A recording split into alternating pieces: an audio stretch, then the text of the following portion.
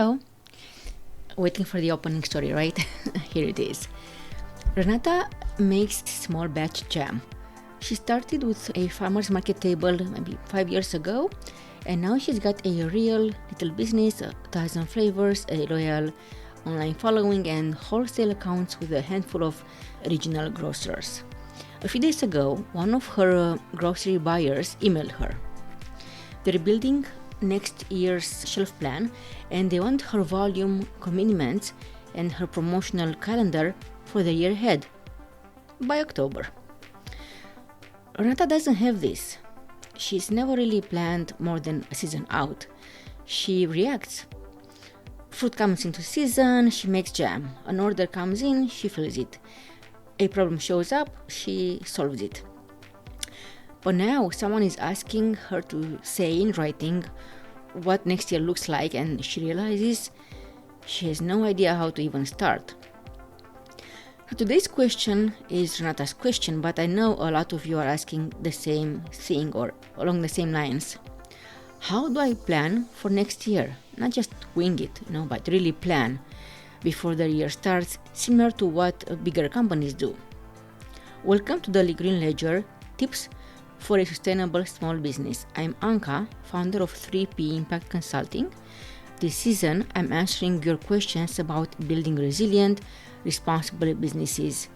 Whether you're running a CPG brand or are a food or beverage manufacturer or a coffee shop or a restaurant, each episode tackles one question with practical, actionable answers you can use right away. Right now in the fall, most large companies are deep in what they call strategic planning or budget season or building the annual operating plan. Finance teams, marketing teams, operations teams, they're all looking at this year's numbers and deciding what's shaping next year. Budgets are set, priorities get ranked, goals are written down and signed off on. It sounds like a lot, and at their scale, it is a lot. Months of meeting, spreadsheets, approvals. But strip away the size and the questions they're answering are pretty simple. What happened this year? What matters for next year? What could go wrong? And are we ready for it? Also, where is our money leaking? And what's our plan month by month to get where we want to go?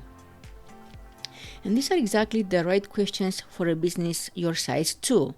And you don't need a conference room and a finance department to answer them. You need a few focused hours and the details around how your business did this year. Okay, maybe the last 1-2 years too, to see what trends are shaping. And if you have been listening to this podcast, you already have these numbers handy. So let's build this.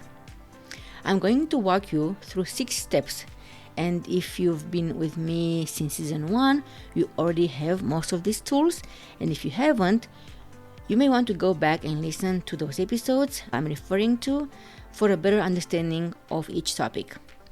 Okay, so today I'm going to show you how they all fit together into one process once a year. Step 1 is look back before you look forward.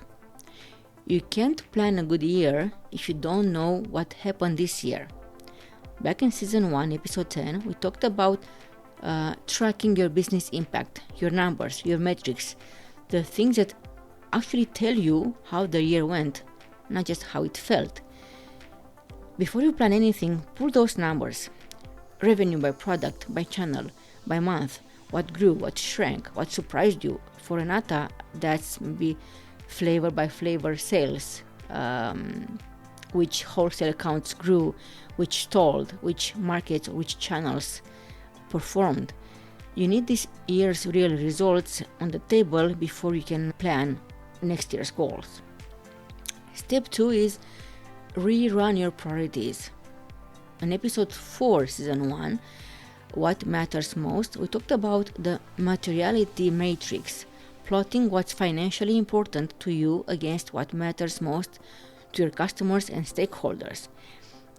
That wasn't meant to be just a one-time exercise. Annual planning is exactly when you rerun it. And what mattered most in your business last year might not be what matters most next year. Maybe last year it was fixing a supplier problem. This year maybe it's a new grocery region or getting ahead of packaging change. Rerun the grid. Pick your 2 or 3 priorities for the year, not a wish list of 15. Okay, so just limit to the most important 2-3. Now, next step 3 is update your risk register. In season 1, episode 3, I give you a way to identify and track what could go wrong. A risk register isn't something you write once and file it away. It's meant to evolve. Annual planning is the moment to sit down with it again. What's changed? What new risk showed up this year that wasn't on your radar last year? What risk did you resolve and can retire from the list? For Renata, this might be the first year of specific fruit suppliers' harvest looked shaky, or the first year a single grocery chain became a big enough share of the revenue that losing them could really hurt. That goes on the list. One side note here. I said, what changed in the last 12 months, in the last year, but I hope that's not the only time you're opening that risk register. Ideally, you're checking it quarterly.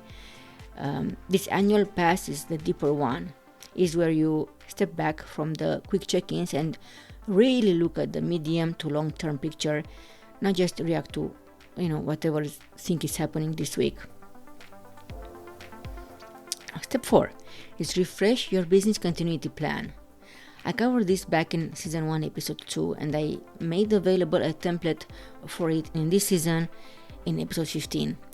Your business continuity plan is only useful if you keep it updated.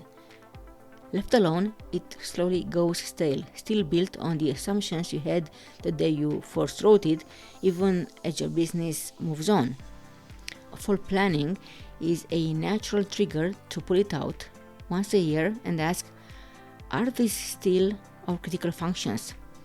Are these still the backup suppliers, the right emergency contacts? You've grown, added a channel, or lost a key vendor.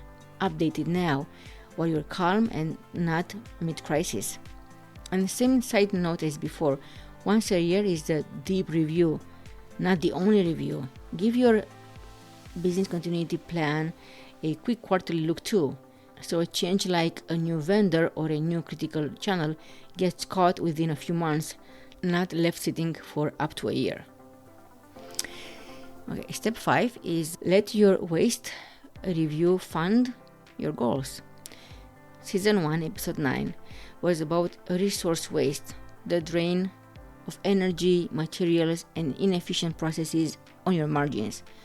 When you review all this, you're not just plugging leaks, you're actually finding the budget for next year's priorities. If a process fix saves you real money, not just savings, that's budget you can reinvest into whatever you picked in step 2 for your priorities. And again, here, don't do this only once a year. You have so much to do around this planning that if you're only doing it once a year, it's gonna slow you down. Find inefficiencies throughout the year, maybe again quarterly. Look at your waste on all fronts: energy, materials, processes, and with that money, you can obviously fund priorities for next year. Now, last step 6, sequence it into a calendar. This is where episode 11 comes back in. The 6 to 12 months resilience roadmap we talked about at the end of season 1. Phase 1 is protect what you have. Phase 2 is strengthen your foundation. Phase 3 is optimize. And phase 4 is growth and direction.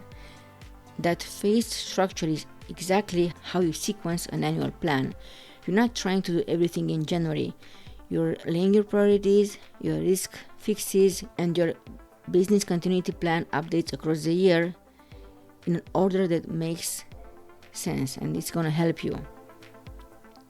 And one more thing I'll mention here. If you have any multi-year compliance days on the horizon, like EPR reporting deadlines from episode 13, is a good example. This is where they get locked in on your calendar. Schedule now with everything else. So back to Renata. She hasn't done this yet. The buyer's email just landed. But let's talk through what it would look like if she blocked one focused afternoon and ran through these 6 steps for her jam business. Her numbers could show 3 flavors carrying most of her wholesale growth, with farmers market revenue flattening out. That points to a top priority for next year: lean into wholesale growth with those flavors and figure out if the market table is still worth the hours it costs her.